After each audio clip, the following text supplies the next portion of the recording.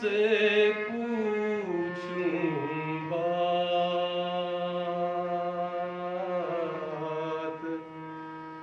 घर किनारे को कहे तन की नारी जाए। चले गए वो ना मिले,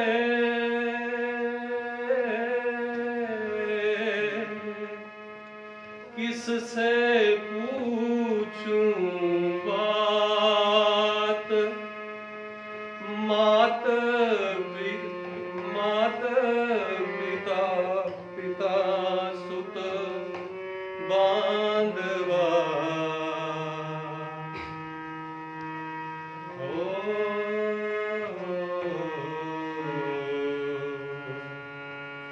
मात पिता सुत बांधवा, मेरे आवे पास। सच्चिदानंद भगवान की जय, श्री सतगुरुदेव महाराज की जय। ना रहैया हो, को ना रहैया हो, को ना रहैया हो, को ना रहैया हो, को ना रहैया हो। आए यहाँ को ना रहैया हो, को ना रहैया हो, को ना रहैया हो, को ना रहैया हो। जगत चला जाए यहाँ को ना रहैया हो।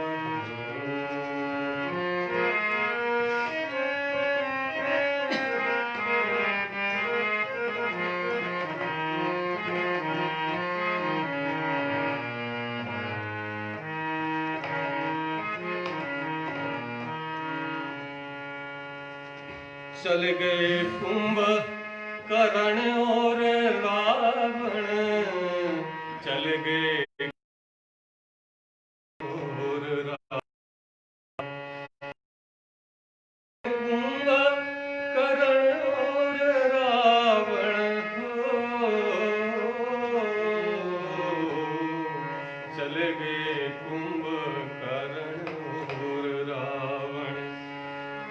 चल गए रामा लखन चारों भैया हो, चल गए चारों भैया हो। जगत चला जाए यहाँ को ना रहैया हो।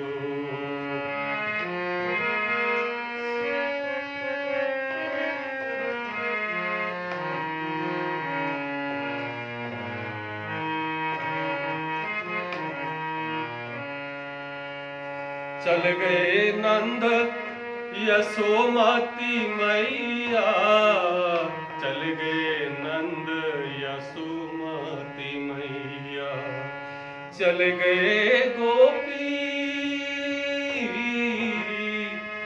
चल गए गोपी गोपाल कन्हैया हो, चल गए गोपी गोपाल कन्हैया। जगत चला जाए यहाँ को ना रहैया हो, को ना रहैया हो।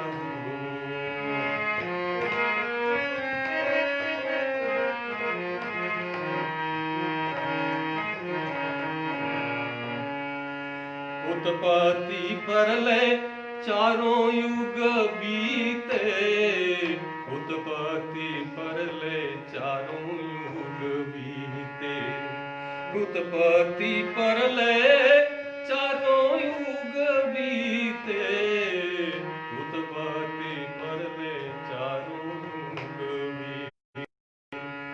काल बली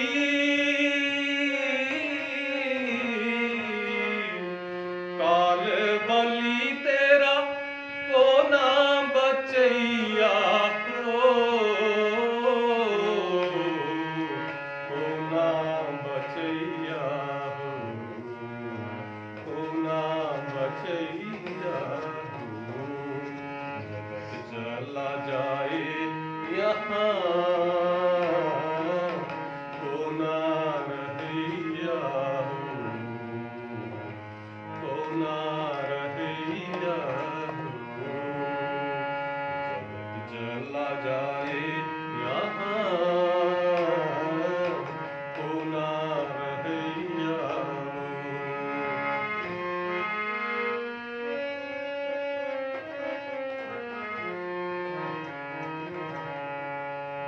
कहत कबीर सुनो भई साधो, कहत कबीर सुनो भई साधो, कहत कबीर सुनो भई साधो, कहत कबीर सुनो भई साधो।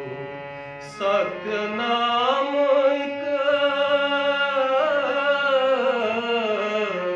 सत्य नाम एक केवल सहैया हो, सत्य नाम एक केवल सहैया को ना रहैया हो,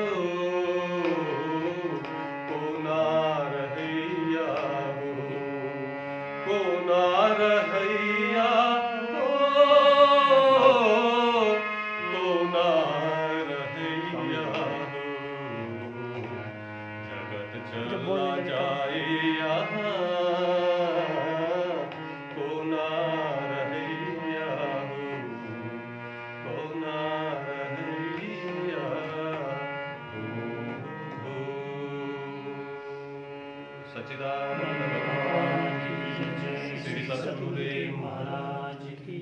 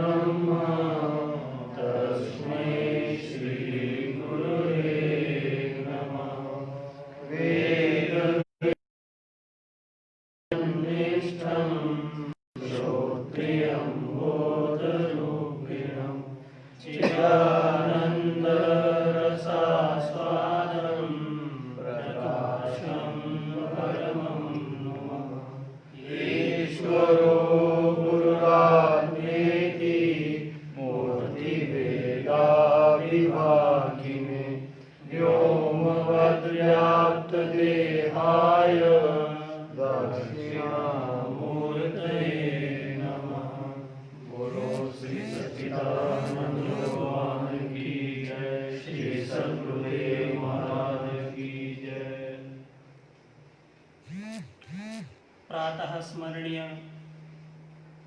वंदनीय श्री सद्गुरुदेव जी के चरणों में नमन करते हुए पूज्य सद्गुरुदेव जी की कृपा से पुनः विगत कुछ दिनों से हम सत्संग श्रवण कर रहे हैं।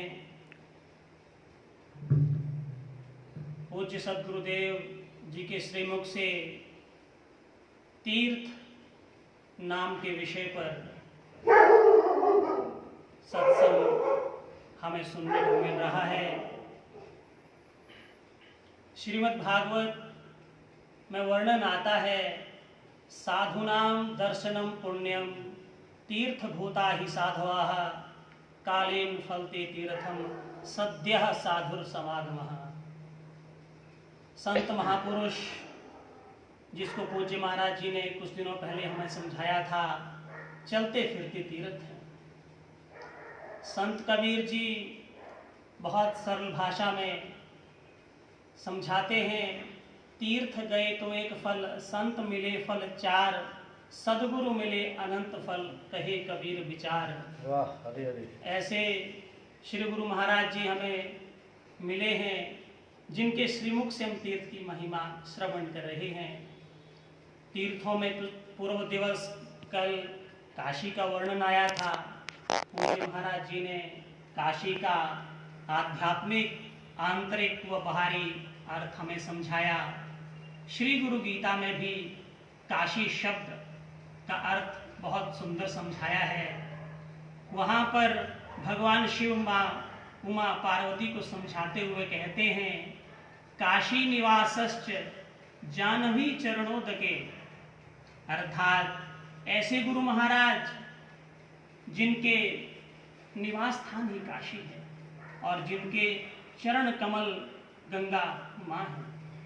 आगे कहते हैं, गुरु विश्वेश्वरः तारकम ब्रह्म निश्चितम। ऐसे गुरु महाराज, ऐसे महापुरुष जो तारक ब्रह्म का उपदेश देते हैं, और जब हमें ऐसे तारक ब्रह्म का उपदेश मिलता है तो हम इस तट से, इस किनारे से, उनकी कृपा से उस किनारे पर पहुंच जाते हैं, तभी हमें तीर्थ का रहस्य मालूम पड़ता है।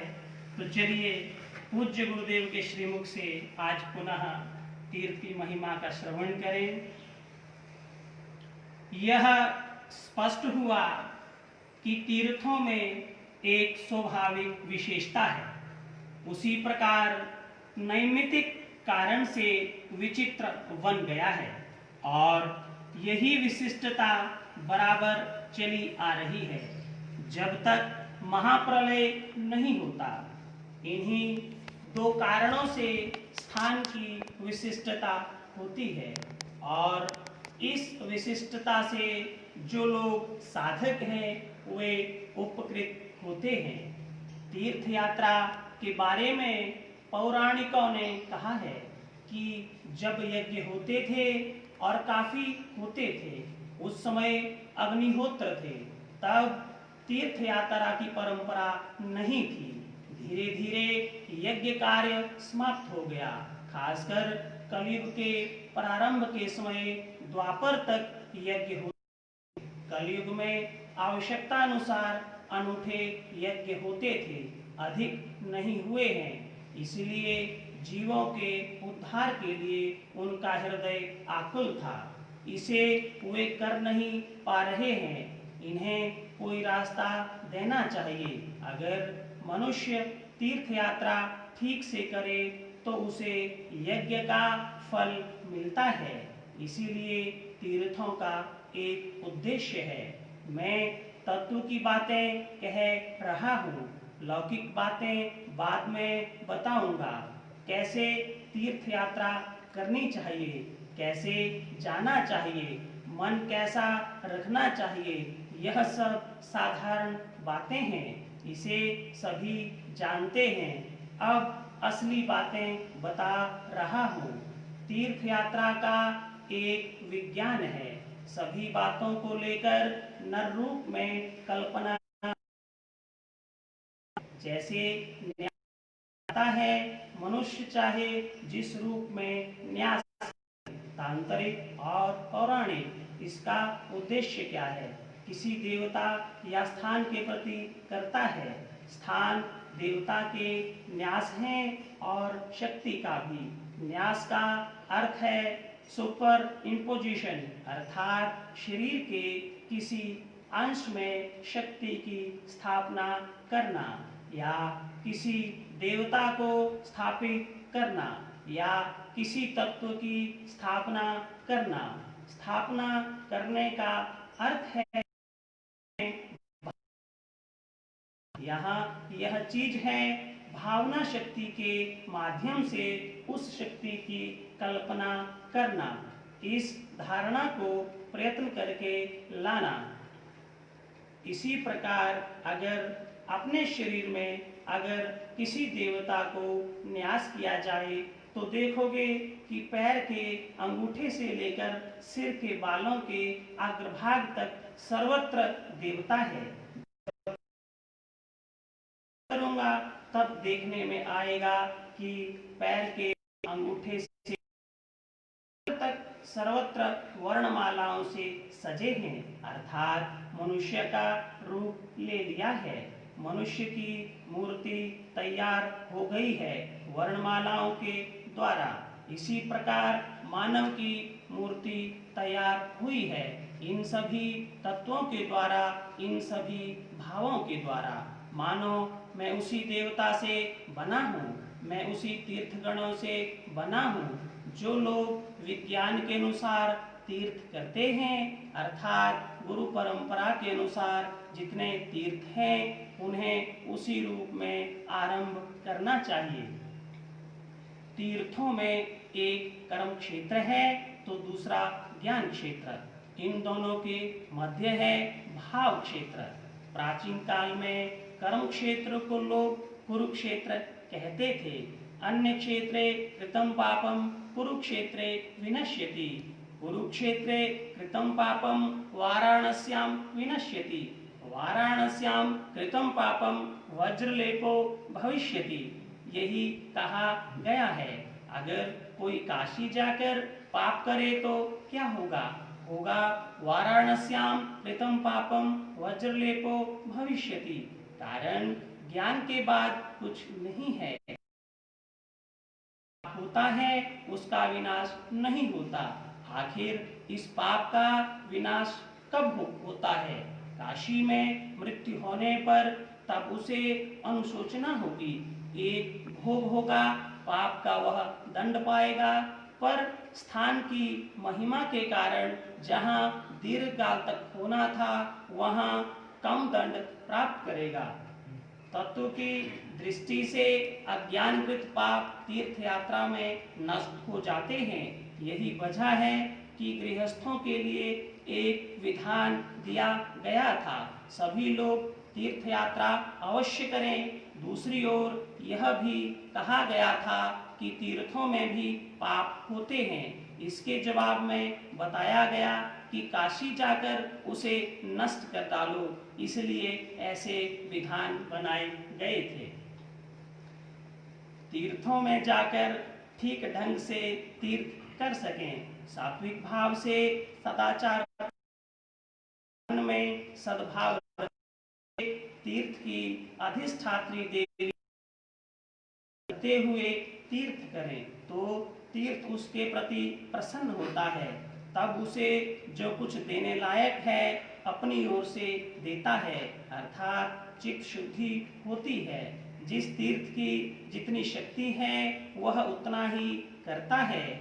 मनुष्य तीर्थ इसलिए करता है पाप ताप प्रक्षालन के लिए। प्राचीन काल के लोगों ने कहा तीर्थ स्थान पवित्र होते हैं, स्वभाव सिद्ध रूप में पवित्र है। इस पवित्रता को स्मरण करते हुए अगर कोई उस स्थान पर जाता है तो वहाँ अपना कृत्य करता है तो पाप से मुक्ति मिल जाती है। ठीक इसी प्रकार किसी क्षेत्र में अगर कोई पाप आचरण करता है तो वह अज्ञानतावश हो गया, कारण ज्ञान न आने तक अज्ञान माना जाता है। लेकिन अज्ञान के पूर्व भी कर्म है, शुद्ध कर्म, इसलिए इस क्षेत्र का नाम कुरुक्षेत्र है। हमारे तीर्थ स्थानों की एक सार्थकता है जिसकी व्यवस्था हमारे आचार्य ने प्राचीन काल से ही कर रखी है। एक बात और है, सभी तीर्थ भिन्न भिन्न स्थानों में हैं। जैसे काशी कहाँ है? भौहों के मध्य में, नाभि के नीचे कामाख्या, हृदय के बाईं ओर साकेत अयोध्या, सहस्र दल कमल के मध्य वृंदावन, गोकुल सहस्रपत्रम गोकुलम। इसी प्रकार सभी तीर्थ हैं। ये सभी अन तीर्थ हैं, यानी देह के भीतर वाले तीर्थ। इससे यह स्पष्ट हुआ कि मेरा समस्त शरीर ही तीर्थमय है। ये बाहर और अंदर के तीर्थ बताए, क्योंकि ब्रह्मांड पिंड में एक ही माना जाता है। पुराने समय में बहुत पहले तीर्थ नहीं थे, साधु संत ज्यादातर जंगलों में आश्रम बना के रहते थे। जितना भी वर्णन मिलेगा रामायण महाभारत आदि सब जगह ऐसा नहीं मिलेगा कि राजा महाराजा कोई फलाने तीर्थ में गए महात्मा को मिलने। कुटियाओं में जाते थे, जंगलों में रहते थे साधु महात्मा, 2 4 5 बच्चे 10 बच्चे किसी के पास, थोड़े ज्यादा भी पढ़ने जाते थे। यही पढ़ाया करते थे संत महात्मा उस टाइम पर। ये स्कूल वगैरह गवर्नमेंट के या कोई कॉलेज आदि नहीं होते थे। कॉलेज बोले तो वेद पढ़ने वाले को बड़ा उच्च विद्वान माना जाता। बाकी और अक्षर विद्या सीखते थे, पढ़ना लिखना, कोई उपनिषद वगैरह का पाठ वगैरह कर लेता था। उस टाइम पर भी ये शास्त्र होते थे, लेकिन ये कम थे बहुत। हस्तलिपियां होती थी, हाथ की लिखी हुई, छापे खाने तो थे नहीं, तो इनको पढ़ना भी दुर्लभ था। तीर्थ भी बाद में बनने शुरू हुए। पहले योग हवन यज्ञ करते थे ज्यादातर, और हरेक के घरों में होते थे। यहाँ पर अभी पीछे कोई 100 साल पहले महर्षि दयानंद हुए हैं, राज्य समाज के प्रवर्तक। उन्होंने ये रिवाज शुरू कराया था हवन का। वो घर घर में हवन करने का रिवाज अभी भी है। आर्य समाज में हवन ही करते हैं वो लोग। वो कोई मूर्ति पूजा वगैरह नहीं मानते, उसका विरोध करते हैं बहुत, हवन आदि करते हैं। मैं वो सिंगापुर गया हुआ था, मेरे साथ ये थे 4 फैमिली, सारे लोग थे। हम सिंगापुर शहर घूमने गए तो वहाँ आर्य समाज मंदिर था। तो मैं आर्य समाज मंदिर गया तो ये लोग भी मेरे साथ आए। तो वहाँ पर जो वो था पुजारी था वहाँ का, वो काशी का था, और वो मेरे को पहचानता था। क्योंकि मैं काशी में रहा, तो उसने मेरे को देखा होगा वहाँ। हाथों हाथ जोड़े बातचीत हुई, पांडे करके था। तो फिर उसने फिर वो दिखाया, सब घुमाया। तो वो मेरे से पूछा इन्होंने, वहाँ एक फोटो लगी हुई थी खाली दयानंद की। तो ये पूछने लगे यहाँ कोई मूर्तियाँ वगैरह तो है नहीं। मैंने कहा ये नहीं मानते मूर्ति। तो वहाँ हवन कुंड बना हुआ था, उससे मैंने वो राख माथे पर लगाई। तो इनको भी बोला, मैंने कहा ये राख लगा लो माथे पर, यही होता है यहाँ। यहाँ मूर्ति पूजा नहीं होती है, ये हवन करते हैं। पुराना रिवाज ऐसा ही है। तो उस टाइम ऐसा होता था, सब लोग करते थे। ये बाद में संत महात्मा हुए तो भजन पाठ करा, तो उनको मिलने जाते थे। जो जाएगा कोई साधु महात्मा महापुरुष के पास, तो वो शुद्ध होके जाएगा स्नान आदि करके। तो वो स्नान की प्रथाएं चली धीमे धीमे धीमे, और फिर वहां पर लोग बाग जाने लगे। वो बात महत्व मिल गया जाते। साधु महात्मा को तो जाते हैं, लेकिन वो स्नान करना ज्यादा महत्व, इसलिए लोग गंगा जी में स्नान करो। वो महात्माओं ने भी बोला होगा भाई गंगा में स्नान करो, गंगा पवित्र होती है, इसमें तुम्हारा शरीर पवित्र हो जाएगा, तुम्हारे पाप धुल जाएंगे, ऐसा भाव बनाओ मन में करके।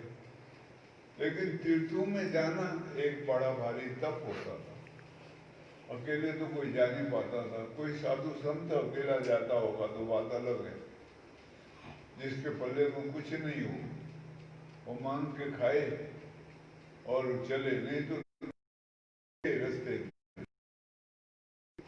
तो 8-10, 6-8 आदमी इकट्ठे होते थे। पैदल का जाना था उस टाइम की जो सवारी, या तो घोड़े में बैठ के जाओ या रथ हो, रथ के लिए भी रास्ते हैं कि नहीं, जंगल से जाना हो, रोड राड थोड़ी थे उस जमाने में।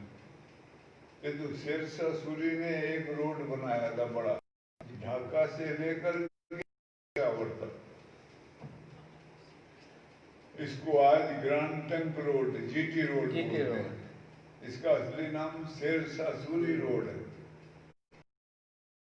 शेरशाह सूरी ने बनाया था उस टाइम, ये 16वीं शताब्दी के बाद। नहीं तो कच्चे रोड होते थे बने हुए, इन पर ही चलते थे लोग। घोड़ों के रास्ते होते थे, बैलगाड़ियों के रास्ते होते थे, बैलगाड़ियों में चलते थे। मैं भी बैलगाड़ी में बहुत चला हूँ, एक बार 32 किलोमीटर चला महाराष्ट्र। और ये ज्ञानेश्वर महाराज की समाधि में भी गया था जब पहली बार, तो बैलगाड़ी में गया था देहू से, वो तो 10 किलोमीटर था, 10-12 किलोमीटर बैलगाड़ी में। और वहीं महाराष्ट्र में एक बार रात को गया सत्संग करने, तो बैलगाड़ी में गया। एक बार ऊंट में गया ऊंट में गया तो मैं सत्संग रात को नहीं कर सका, मेरा सारा कमर पड़ा दर्द कर, आदत नहीं बैठने की, वो उसको हिचकोले खाते हैं ऊंट में ऐसे ऐसे। तो ये राजस्थान की बात है।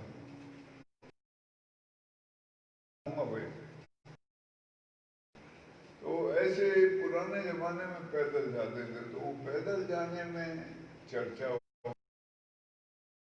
भारी तप होता था और तीर्थों का बड़ा भारी महत्व था। उस टाइम बड़ा भारी तप किया है। हमारे गांव से गए थे 6 आदमी, 2 आदमी वापस आए थे। रास्ते गए, उसको बड़ा पुण्य मानते थे। वो काशी में गया जी की यात्रा में रास्ते में रह गए, बड़ा पुण्य मानते थे। तो ऐसा था तीर्थों का। तो धीरे धीरे बाद में संत महात्मा हुए, नदियों के किनारे बैठ के उन्होंने साधन भजन किया। तो फिर ये धीरे धीरे तीर्थों की महिमा बढ़ने लगी, अलग अलग रूप से तीर्थ की महिमा बढ़ी। अब ये महाभारत का युद्ध हुआ कुरुक्षेत्र में, तो कुरुक्षेत्र की महिमा बढ़ गई। कृष्ण भगवान ने वो युद्ध जितवाया पांडवों को। तो कुरुक्षेत्र को कहते हैं कर्म का क्षेत्र। धर्म क्षेत्रे कुरुक्षेत्रे संवेदा उत्सवा माम का ज पांडवा किम कुर्वन्तम। धर्म का क्षेत्र और कर्म का क्षेत्र, 2 क्षेत्र माने हैं। तो कुरुक्षेत्र को कर्म, तो ये कुरुक्षेत्र में जो अगर पाप किया हो तो काशी में उसका निवारण होता है, ऐसा समझाया है। तो उस टाइम ऐसी भावना के द्वारा तीर्थों में जाते थे लोग बाग, और ये भाव मन में होता था मैं काशी यात्रा कर आया, अब मैं पवित्र हो गया।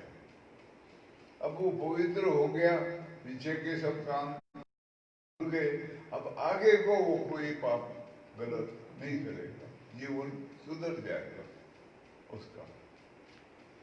अब ये जो हैं मुसलमान, ये हज करते हैं, वहां जाते हैं मक्का मदीना, तो जब आते हैं तो इनके नाम के साथ एक नाम जुड़ जाता है, उसको हाजी जी कहते हैं। उसको बड़ा पुण्यशाली मानते हैं हाजी जी। फिर ये दूसरा उन्होंने बताया है तीर्थ, शरीर के अंदर भी तीर्थ हैं। अष्ट कमल दल के बारे में समझाया है। संत कबीर ने कहा अष्ट कमल दल चरखा डोले, पांच तत्व गुण तीनी चदरिया, जीनी रे बीनी, श्री राम नाम रस भीनी चदरिया। ये भजन गाया है उन्होंने। ये नाभि में स्थित है और जो भजन पाठ करते हैं, ध्यान लगाते हैं, अंदर में यात्रा करते हैं अपने, उनको किसी तीर्थ में बाहर जाने की जरूरत नहीं है। अंतर में तीर्थ है। ये भिरकुटी है जो यहाँ पर ठाकुर द्वारा कहते हैं, भिरकुटी महल में ठाकुर द्वारा, तिसके अंदर चमके तारा, चहु दिस परम तेज विस्तारा, सुंदर रूप निहारा। उजियारा है, उजियारा है, घट भीतर पंथ निराला। घट के अंदर के तीर्थ बताए हैं। यहाँ काशी है, वो किसी का भजन है। मकर तजे तो मथुरा मन में, कपट तजे तो काशी तन में। सभी तीर्थ हम कर आए, ना छूटे यम फांसी संतो, ना छूटे यम फांसी। भक्ति नफा कर लीजिए संतो, भक्ति नफा। भक्ति कहते हैं अलग है, तीर्थ करने से भक्ति का लेना देना नहीं है। अब ये अलग अलग तीर्थ हैं, हिंदुओं के अलग हैं, मुसलमानों के अलग हैं, जैनियों के तीर्थ अभी अलग हैं। जैनियों के तीर्थ पहाड़ के ऊपर होते हैं, वो नदी किनारे नहीं होते। पहाड़ के ऊपर जहाँ पानी नहीं मिलता वहां तीर्थ होते हैं उनके, क्योंकि उनका जो वो है फिलोसफी है, जो उनकी विचारधारा है, वो अग्नि तत्व से सृष्टि की उत्पत्ति हुई है, ऐसी विचारधारा है। हिंदुओं की जो विचारधारा है वो जल तत्व से सृष्टि हुई है। इसलिए भगवान विष्णु को आजकल क्षीर सागर में सुला रखा है, वहां पर बैठे हुए। बौद्धों के तीर्थ अलग है। काशी के पास में जगह है सारनाथ, बौद्धों का बड़ा तीर्थ है। बोध गया है, बौद्धों का बड़ा तीर्थ है। लुम्बिनी है, बौद्धों का बड़ा तीर्थ है। गोरखपुर के पास कुशीनगर बौद्धों का बड़ा तीर्थ है। पाली कहते हैं इनको सबको, बौद्धों का बड़ा तीर्थ है। उनके लग रहे हैं, उनके जो संत रहे हैं, उन्होंने जहाँ साधन भजन किया है, जहाँ बुद्ध का जन्म हुआ है, मायावती का मंदिर का, और ये कुशीनगर में उन्होंने शरीर छोड़ा, तो इसलिए कुशीनगर उनका तीर्थ है बड़ा। यहाँ आते हैं। बोध गया में देखो बड़े भारी विदेशों से बताते हैं, विदेशों में प्रचार है बौद्ध धर्म का बहुत, खासकर एशिया माइनर में, इधर थाईलैंड, बर्मा, पहले चाइना भी बौद्ध था, अभी ये नास्तिक हो गया। इसलिए इसके ऊपर विश्वास बहुत खतरनाक है। ये पता नहीं, दीन धर्म ही नहीं है, ईमान ही नहीं है। अगर भगवान को नहीं मानता कोई, तो उसका कोई दीन धर्म ईमान नहीं होता है। वो क्या करेगा मालूम नहीं, उसके ऊपर कोई भरोसा नहीं करा जा सकता। जिसका कोई सिर पर होता है, ऊपर बैठा हुआ, जिससे वो डरता है, ख्याल करता है, भगवान वो करेगा, उसके ऊपर भरोसा करा जा सकता है। अब वो कभी कभी भरोसे में वो अविश्वास पैदा हो जाता है तो बड़ा दुख होता है लोगों को, सबको। तो इसलिए ये तीर्थों का अपना महत्व है। हिंदू धर्म के तीर्थ हैं ये, बद्री, केदार है, यहाँ शंकराचार्य की वो है समाधि केदारनाथ में, वहाँ है, वहाँ जाते हैं लोग। बद्री पर बगल में पल्ली तरफ पहाड़ के, वहाँ पर तप किया है साधु संतों ने बैठ करके। नर नारायण की मूर्ति है वहाँ। फिर एक जगह गए थे, त्रियोगी नारायण की धुनी है, कहते शंकर पार्वती का विवाह हुआ, वहाँ पर धुनी है, वो धुनी में लकड़ी चढ़ाते हैं सब। 50 रुपए की एक लकड़ी दी थी मेरे को वो मैं धुनी में चढ़ा है। और बद्रीनाथ से ऊपर है व्यास गुफा है, और दूसरे तीर्थ भी हैं और ऊपर सरस्वती, वहाँ जाते हैं लोग। एक जगह है वो ऊपर पहाड़ से बर्फ गिरती है, दूर दूर बैठे होते हैं लोग, वो बर्फ से कोई छींटा पड़ जाए बदन में, वसुधारा कहते हैं, तो वो स्नान हो जाता है। कभी कभी कोई बैठे तो छींटा पड़ जाता है, वो पहाड़ के नीचे तो बैठ नहीं सकते, पत्थर वो इतना बड़ा बर्फ आएगा लुढ़क के तो खोपड़ी फट जाएगी, तो दूर बैठते हैं, छींटा आए। कभी कभी कोई सारा दिन बैठे तो छींटा नहीं पड़ता, ऐसा होता है। फिर वो नीचे को आते हैं, सब जगह ऐसे नाम रखे हैं, उत्तर काशी, उधर कितने हैं वो, प्रयाग, करण प्रयाग, देवप्रयाग, कितने नाम है ऐसे रखे हुए, रुद्रप्रयाग।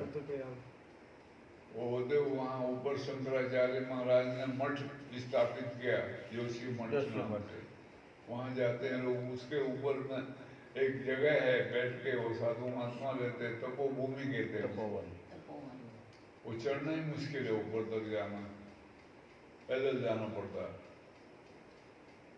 तपोभूमि है वहाँ। ऐसे ही देहरादून के पास तपोभूमि है, कई जगह तपोभूमियां होती हैं। ये पहले ये तीर्थ में भी तपोभूमियां थी। काशी में लोग बाग, ये प्रयाग में, ये जब मेला लगता है माघ महीने में प्रयाग का, उसके बाद वहाँ एक वो होता है, कल्पवास कहते हैं उसको। कल्पवास में वहाँ कई लोग रहते हैं, लगा के गंगा, उसमें वो एक टाइम खाते हैं, कोई कोई नहीं खाता, फल फूल खाता है, अपने आप करते हैं वो सब साधना, और 2 टाइम नहाते हैं गंगा जी में सुबह शाम, और सारा दिन माला फेरते हैं, दिन को कोई सोएगा नहीं। अच्छा, वो एक प्रकार का बड़ा तप है, कल्पवास नाम रखा है उसका। वो 1-1 महीने करते हैं वहाँ, कुंभ के मेले के बाद भी लगता है वो। तो ऐसे ऐसे बनाए हैं साधु महात्माओं ने, वहाँ बैठ के साधन भजन किया, और लोगों को आए, वहाँ लोगों को बोला यहाँ त्रिवेणी संगम है, गंगा जमुना तो मिलते ही हैं, देखते हैं सब, लेकिन बोला एक और नदी मिलती है सरस्वती, बीच में है, वो अदृश्य है, दिखती नहीं है, तो वहाँ संगम में स्नान करने से पुण्य मिलता है, तो लोग जाते हैं वहाँ स्नान करते हैं। पहले संन्यास लेने से पहले मैं भी कई बार स्नान कर आया वहाँ पर,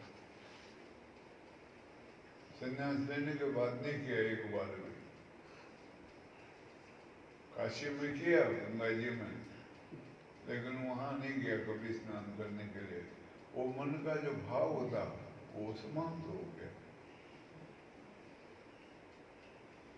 अब तो जहाँ सोचता हूँ रहता हूँ वहाँ गंगा जी का पानी शुद्ध करा हुआ आता है, उसमें स्नान करा जाता है। तो ऐसे ऐसे तीर्थों का महत्व बताया है। ये सृष्टि में जो बाहर है ब्रह्मांड में वो भी, और जो पिंड में है वो भी। लेकिन जो अक्सर सबसे बड़ा महत्व है पिंड का है, ब्रह्मांड का इतना महत्व नहीं है। ब्रह्मांड से अंतःकरण शुद्ध होगा,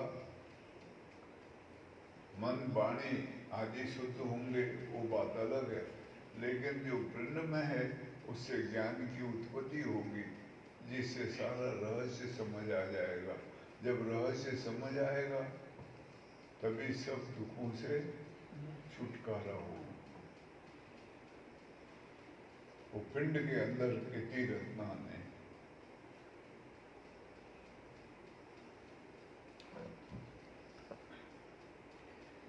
मनुष्य शरीर में ऐसा कोई स्थान नहीं है जो तीर्थ शून्य हो। सर्वत्र हर जगह तीर्थ हैं।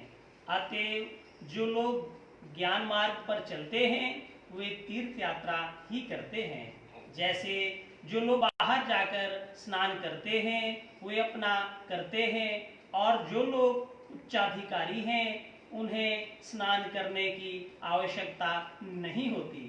ऐसी हानिकारक व्यवस्था है। जैसे पानी बंद हो गया पर स्नान बंद नहीं हुआ। गंगा में या बाहरी पानी से स्नान करना बंद हो सकता है पर भीतर स्नान किया जा सकता है। मंत्र स्नान है, यह भी स्नान है। मिट्टी से स्नान करना, यह भी स्नान है। वायु से स्नान, भस्म से स्नान, यह भी एक प्रकार से स्नान है। शैव अवधूत लोग भस्म से स्नान करते हैं। अब सवाल यह है कि श्रेष्ठ स्नान कौन सा है। जब सहस्रार से वह जो मध्य बिंदु है उस बिंदु का क्षरण होता है, यानी उक्त चित्त भूमि जो कुंडलिनी के अधीन है, तब सुषुम्ना के बीच से ऊर्ध्वमुखी हो जाती है। फिर आगे सहस्रार के चंद्र बिंदु को स्पर्श करता है, तब वह गल जाता है। गल जाने पर वहां से स्त्राव होता है और नीचे गिरता है। नीचे गिरते गिरते अपने जितने तत्व हैं, जितने कोश हैं, जितनी मातृकाएं हैं, जितने परमाणु हैं, जितने उपादान हैं, उसके द्वारा शोधित हो जाते हैं। सारा शरीर क्षालित हो जाता है और बाहर वह देख पाता है कि स्नान कर आया, जबकि जल का स्पर्श तक नहीं किया। सब कुछ निर्मल हो जाता है। बाहर और भीतर दोनों निर्मल हो जाते हैं। मुख्य स्नान वही है जिसे मुक्ति स्नान कहते हैं। यह वही है, यथार्थ कुंड भी वही है। वास्तव में तीर्थ अगर करना है तो अपने शरीर में किया जा सकता है। इसके लिए बाहर जाने की आवश्यकता नहीं है। अगर भौहों के ऊर्ध्व चढ़ा जा सके तो वहाँ काशी गति प्राप्त हो जाती है। अगर वहाँ अहम बुद्धि देहाभिमान का त्याग हो जाए तो उसी का नाम काशी मृत्यु है। यह कोई नई बात नहीं है। यह पद्धति तो साधारण लोगों के लिए है जिन्हें योग के द्वारा प्रवेश करने का अधिकार नहीं है। यह सुविधा वे लोग पा सकते हैं और ज्ञान के द्वारा भले ही वे कहीं भी रहते हों, उन्हें वहीं काशी मृत्यु प्राप्त हो सकती है। गीता में उन्होंने कहा है, प्रयाण काले मनसा चलेन भक्त्या युक्तो योग बलेन चैव भ्रुवोर मध्ये प्राणमावेश्य सम्यक स तम परम पुरुषमुपैति दिव्यम। साधारण लोगों के लिए एक स्थान विशेष है और उक्त स्थान के तेज को अवलंबन करते हुए अगर मृत्यु हो जाए तो काशी मृत्यु होगी। असाधारण अर्थात ज्ञानी या भक्तों के लिए काशी मृत्यु तो अवश्यम भावी है। स्थान की एक महिमा होती है, यह एक सत्य है जो भीतर और बाहर भी है। बाहर है सर्वसाधारण के लिए और अत्यंत अनधिकारी, पर भगवान की कृपा के अधीन है। उनका शरणागत है तो उसके लिए भी प्रबंध है। यह भीतर वाली आंतरिक बात है। यह देह तीर्थमय है। हम लोग जिसे भारतवर्ष कहते हैं वह भी समस्त तीर्थों से घिरा हुआ है।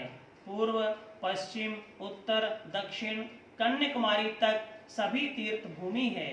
यही वजह है कि प्राचीन आचार्यों ने यह नियम बनाया था कि कन्याकुमारी से लेकर पूर्व, पश्चिम, उत्तर, दक्षिण सभी तीर्थों से संबंध बनाए रखो, ताकि एक शुद्ध तेज का संरक्षण किया जाए, उसे चालित किया जाए। इसके लिए सारा इंतजाम किया गया था।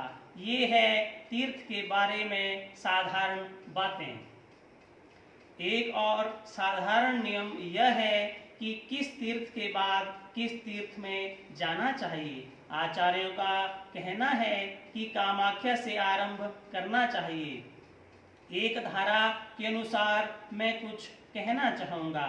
जिस प्रकार शरीर में तीर्थ सजाए गए हैं, उसी प्रकार बाहर व्यष्टि और समष्टि में अनुगत हो सकता है। एक के बाद एक तीर्थ करना चाहिए। कामाख्या से प्रारंभ कर मायापुर तक, इसके बाद हिमालय के ऊपर कैलाश तक, जहाँ सहस्रदल कमल का बिंदु है। इस प्रकार सहस्रदल तक वह जाएगा। यह बाहरी सहस्रार है, ऐसी व्यवस्था है। यह मार्ग अत्यंत कठिन है। विशेष गुरुजनों के आदेश या निर्देशों के अलावा सभी के लिए संभव नहीं है और न इसे हर कोई जानता है। प्रत्येक तीर्थ में अन्य सभी तीर्थों की संभावना है। जैसे हम लोग कहते हैं कि काशी में सभी देवता हैं, सभी तीर्थ हैं। काशी में प्रयाग घाट, कुरुक्षेत्र, दुर्गा मंदिर, कामाख्या है। काशी में सिगरा यानी श्रीगिरी, श्री शैलेश है। काशी में सब कुछ है। केवल काशी में ही नहीं, सभी तीर्थों में सब कुछ है। काशी की खूबी यह है कि अति उज्जवल रूप से समझने लायक स्थान है, पर अन्य स्थानों में यह बात नहीं है। खोज करने पर अन्यत्र ऐसे स्थान अवश्य मिलेंगे। फलतः किसी तीर्थ में जाकर अन्य किसी तीर्थ के नाम पर कुछ उत्सर्ग करने पर सभी को अर्पण हो जाता है। अब सवाल यह है कि तीर्थ गमन या तीर्थ यात्रा कैसे करनी चाहिए। इसका विवरण सूक्ष्म रूप से बता रहा हूँ। प्राचीन काल में यह नियम था कि पहले संयम करना चाहिए, इसके बाद संयत भाव से लक्ष्य की ओर बढ़ना चाहिए। कुछ अन्य नियम हैं। झूठ मत बोलना, मिथ्या चिंता ना करें, अन्य कोई चिंता ना करें, घर गृहस्थी की चिंता ना करें। जिस तीर्थ की ओर जा रहे हैं केवल उसी की चिंता करें। घर द्वार बाल बच्चे छोड़कर जा रहा हूँ, सबको भूल जाना पड़ेगा। पहले लोग पैदल ही यात्रा करते थे। सभी बातों को भूलकर अधिष्ठात्री देवता की चिंता करनी चाहिए। अन्य लोगों से उतनी ही बातें करें जितना आवश्यक है। बाकी समय मन प्राण ईष्ट की ओर लगाए रहें। ईष्ट का अर्थ है तीर्थ के देवता। जिस तीर्थ में जा रहे हैं, जैसा मान लो मैं बद्री नारायण जा रहा हूँ, चलते चलते अंत तक बद्री नारायण तक नहीं पहुँच सका। अगर मैं वास्तव में तीर्थ यात्री हूँ तो जब से मैं रवाना हुआ हूँ मेरी दृष्टि में बद्री नारायण हैं। उन्हीं का ध्यान करते हुए चल रहा हूँ। अगर अंत तक वहाँ पहुँच नहीं सका, तब जहाँ मेरा शरीर शांत हो जाएगा वहीं बद्री नारायण के दर्शन होंगे। उन्हीं को लक्ष्य करके चल रहा हूँ। मैं वहाँ तक पहुँच नहीं सका, यह कोई सवाल नहीं है। यहाँ कोई तीर्थ के लिए वो चले घर से तो घर को छोड़ भूल जाओ, कोई चिंता फिकर नहीं करो। अब लोग कई बार यहाँ आते हैं आश्रम, लेकिन घर की याद आती है बहुत ज़्यादा। ऐसे बहुत से लोग थे। अभी वो एक उज्जैंती भाई करके थे, वो शरीर छूट गया, वो यहाँ रहते थे तो घर की बहुत याद आती थी उनको। बेटे बूटे क्या कर रहे होंगे, क्या हाल होगा, कैसा होगा।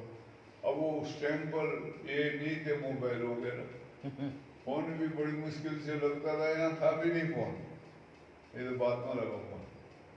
तो वो कहीं से फोन नीचे से गले भी तो लगे नहीं, तो वो यहाँ रहे एक हफ्ता, लेकिन घर को याद करते रहे। एक हफ्ते के बाद यहाँ से निकल चले गए हरिद्वार को, तो उनके लड़के की चिट्ठी आई, उनके लिए लिखा था, डीडी हम सब राजी खुशी हैं, मजे में हैं, आप हमारी चिंता मत करना, आप उधर आश्रम में रह के भजन पाठ करना और वहाँ आश्रम सत्संग वगैरह सुनना स्वामी जी को। अब इनको घर की फिक्र हो रही, घर वाले चाहते हैं कि ये बुढ़े बुढ़े दूर हो जाए तो हम थोड़े आजादी से रहें। अच्छा, लेकिन अब हमें कौन समझाए, तो इसलिए वो समझा रहे, तीर्थ करने निकले तो सबको भूल जाओ, घर की चिंता मत करो, उसी को याद करो जिसकी यात्रा में जा रहे। तो बद्रीनाथ का उन्होंने उदाहरण दिया कि बद्रीनाथ का सुमरण करते हुए चल रहे हैं, उसको याद कर रहे, मन में बिठाया हुआ, बद्रीनाथ जा रहे हैं, बद्रीनाथ जा रहे हैं, बद्रीनाथ के दर्शन करेंगे। वो कहते हैं अगर वहां नहीं भी पहुंच सके, हम रास्ते में ही अगर शरीर छूट जाए हमारा, तो हमको बद्रीनाथ के दर्शन हो जाएंगे वहां पर, क्योंकि हमारे मन में बद्रीनाथ बसा हुआ है। अब मन में जो बसा होता है वही प्रकट होता है जीवन में हमेशा। अब मन में संसार बसा होगा तो संसार ही आगे चलकर प्रकट होगा। ऐसी तो ये एक सिद्धांत है, अटल सिद्धांत है। तो इसलिए वो कहते हैं अंतर का जो तीर्थ है उसको तो कभी कभार कोई महापुरुष है वो जान पाता है, वो उस मार्ग में चल पाता है, उसको देख पाता है। वो बड़ा कठिन है, ठीक बात है, वो उसमें हर एक लग नहीं सकता है, होता ही नहीं है, खाली नहीं बैठता है, तो सरल, लेकिन वो होता नहीं है, क्योंकि आदत ऐसी पड़ी है लंबे काल से बहिर्मुख होने की। अनेक जन्म में बहिर्मुखी रहे, जानवर थे तो बहिर्मुखी थे, मनुष्य हुए तो भी बहिर्मुखी रह जाते थे, तो वो अंतर्मुख होना तो बहुत मुश्किल पड़ता है, ठहरता ही नहीं, चित्त रुकता ही नहीं, इसलिए बहुत प्रयास करने पड़ते हैं।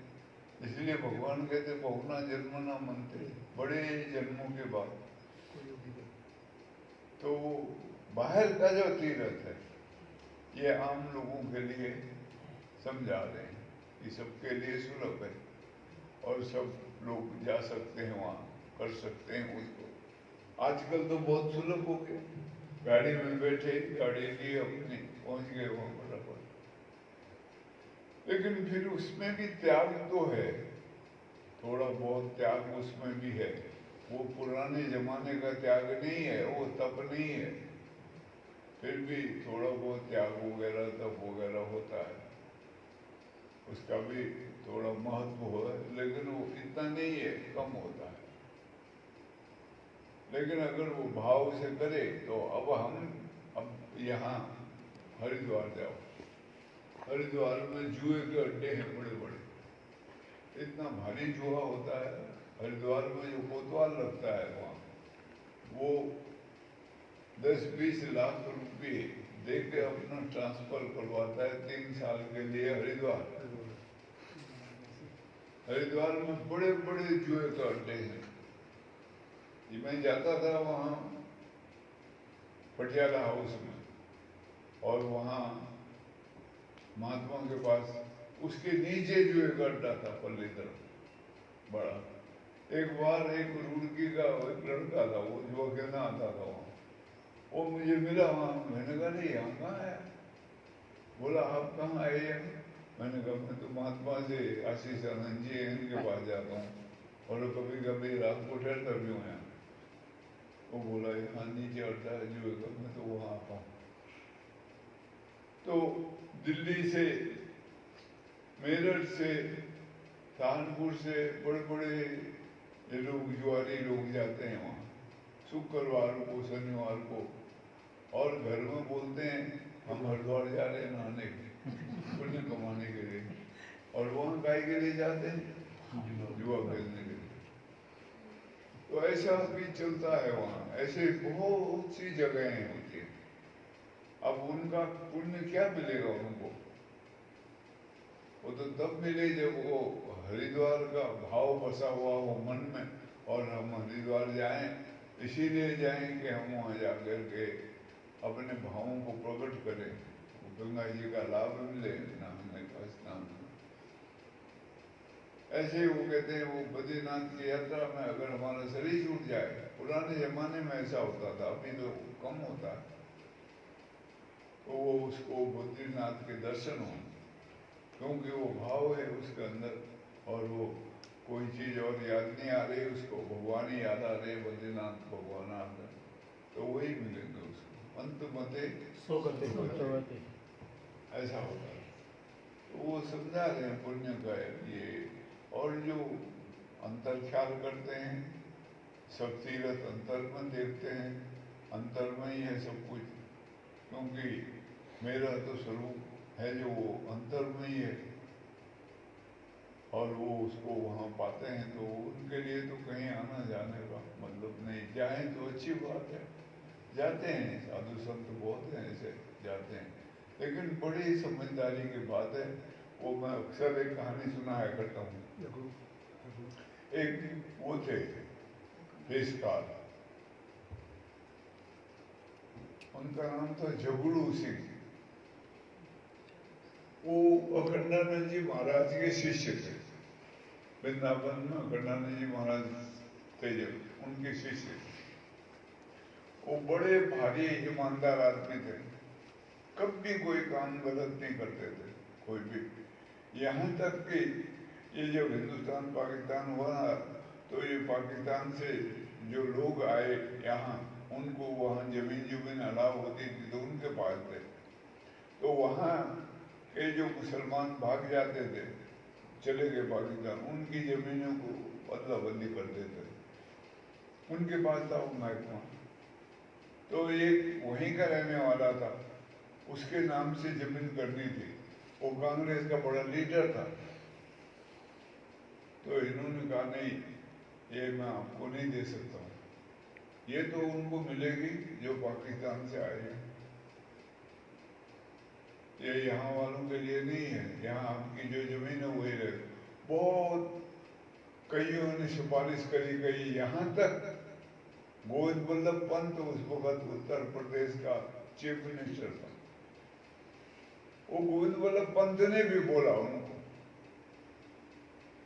और उनको बुलाया, तुम उनके नाम कर दो। उसने वो रजिस्टर और वो पेन वगैरह उनको दे दिया, बोला आप सब कुछ कर सकते हो, आप अपने हाथ से कर दो, पर मैं नहीं करूंगा, मैं तो जो कानून है सरकार का उसी का अनुसार करूंगा। ऐसे वो थे वो। तो अखंडानंद जी के पास में सेवा में लग गए। अखंडानंद जी महाराज ने कहा भाई बद्रीनाथ की यात्रा करनी है, पैदल पैदल। बोला महाराज मैं भी चलूंगा साथ में। तो अखंडानंद जी के साथ पैदल पैदल चले। तो 1 महीने बाद वो बद्रीनाथ पहुंचे। उसी दिन पहुंचे वहां जिस दिन पट, पहले पट खुलते थे उस टाइम, 6 महीने बाद, 4-5 महीने बाद पट खुलते थे, तो वो दिए के दर्शन होते थे। वहां दिया जलता है, एक बड़ा भारी दिया, इतना बड़ा, और उसमें बाती जलाए होते हैं, वो एक आदमी तेल वेल डालता रहता है, वो जलता रहता है दिया 12 महीने, कभी पूछता नहीं। उसके दर्शन करते थे सब लोग पटपुरने में। तो ये अखंडानंद जी महाराज ये गए, तो वहाँ इनको ठहरने की व्यवस्था करनी थी। तो खाली कमरे वालों की कुटियाँ हैं वहाँ बहुत बनी हुई, और उनकी तरफ से वहाँ कंबल संबल खाने पीने की सब व्यवस्था होती है।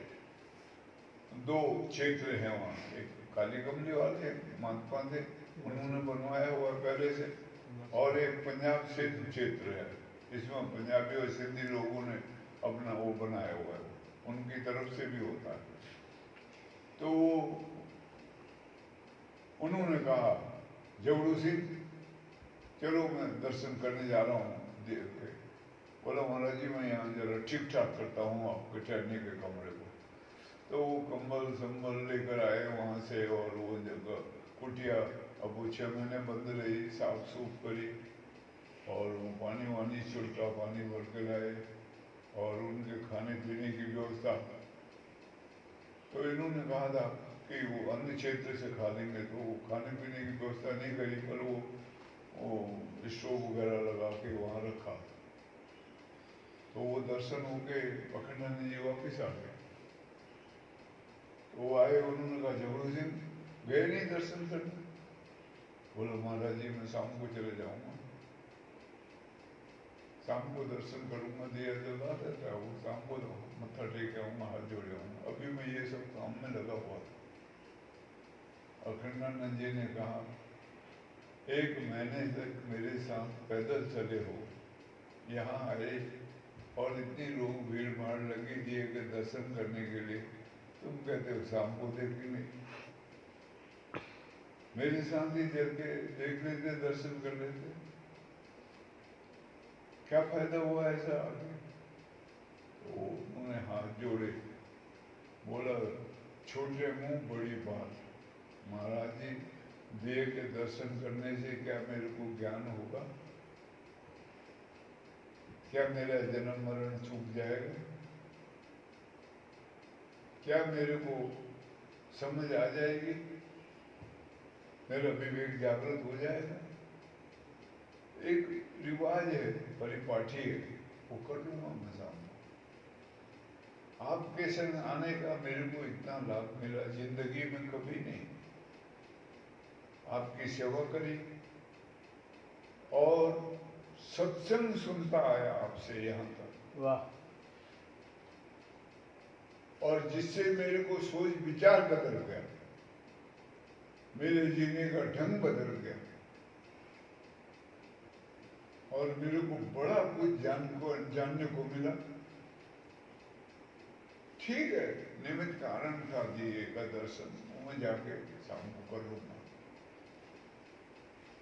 ऐसे वो अखंडानंद जी चुप हो गए, कुछ बोल नहीं सके, उत्तर नहीं दे सके। इन्होंने लिखा है कि मेरे को चुप कराया उसने, जबरू सिंह, और वापिस आए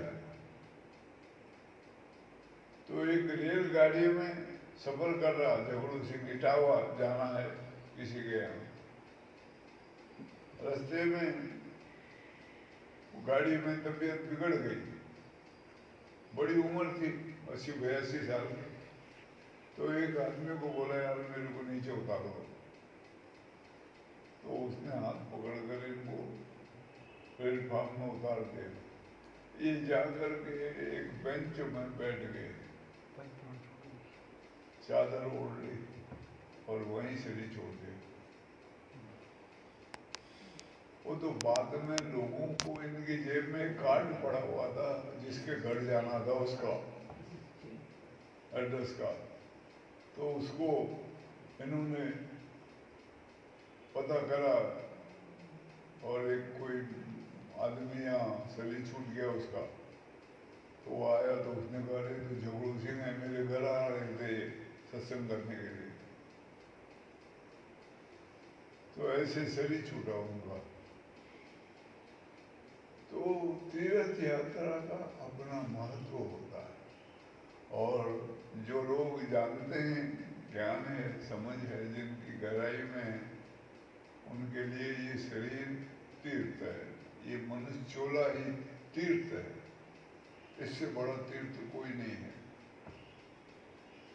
इसलिए कहा है भगवान शंकराचार्य ने, दुर्लभम त्रैवे देवानुग्रह हेतुकम मनुष्यत्म मुमुक्षुत्म महापुरुष संशय। 3 चीज दुर्लभ बताई है। भगवत कृपा हुई जब बहुत बड़ी, तब ये मिलते हैं। क्या? मनुष्य का चोला, पहला नंबर। और दूसरा, इसमें विचार उत्पन्न हो, मैं बद्ध हूं, अधीन हूं, मैं प्रकृति के सृष्टि के नियम के अधीन हूं, उससे मैं छुटकारा पाऊं। मुमुक्षु का भाव उत्पन्न हो, जानने का भाव उत्पन्न हो, क्या है जन्म का मतलब, क्या है मरण का मतलब, कहाँ से आए हैं, कहाँ जाएंगे, क्यों पैदा हुए हैं, क्यों मर रहे हैं, क्या मतलब है, ऐसे ऐसे ख्याल उत्पन्न हुए और वो प्रयास करे जानने का। दूसरा, तीसरा कहते हैं फिर किसी महापुरुष का हमारे को संरक्षण मिल जाए, कोई महापुरुष से मार्गदर्शन हो जाए, हम इस मार्ग में चलने के लिए वो हमें प्रेरित कर दे, प्रेरणा दे दे, इस मार्ग में आरूढ़ कर दे, हमको चलाने के लिए। चलना हमको पड़ेगा, लेकिन रास्ता महापुरुष को ही बताएगा। इसलिए बोला 3 चीज दुर्लभ है दुनिया में। मनुष्य का चोला मिलना बहुत दुर्लभ है, फिर मुमुक्षा पैदा होना अपने अंदर, भगवत कृपा हुई तभी होता है कहते हैं, और तीसरा किसी महापुरुष का संसर्ग हो जाए, प्राप्ति हो जाए। ये 3 दुर्लभ बताए। बाकी फिर भी मन में भाव बना के जाना, तीर्थों में दर्शन करना, इसलिए बनाया है, प्रोग्राम बनाते हैं हर साल, एक तीर्थ में ले जाके एक प्रोग्राम करने का, ताकि लोग वाग तीर्थ को समझें, उसके महत्व को समझें, और वहाँ साधु संतों के विचार सुने, अपने जीवन को पवित्र बनाएं, शुद्ध बनाएं। इसलिए तीर्थों के हिसाब से एक एक प्रोग्राम बनाते हैं हर साल। तो अब इस साल होता है कि नहीं मालूम नहीं, ये कोरोना ने काम खराब कर दिया, नहीं तो एक प्रोग्राम तो कैंसिल कर दिया बड़ा, हरिद्वार में 50 साल के सन्यास का जीवन का प्रोग्राम रखा हुआ था इन लोगों ने, तो मैंने नहीं रखा था, इन लोगों ने रखा। उनका प्रोग्राम भगवान को पसंद नहीं आया। अब मेरा प्रोग्राम पसंद आता है कि नहीं मालूम। आ जाएगा, और आपका पसंद आ जाएगा, हमारा नहीं आया, आपका तो आएगा, आपका तो हो जाएगा पक्का। बोलो सच्चिदानंद।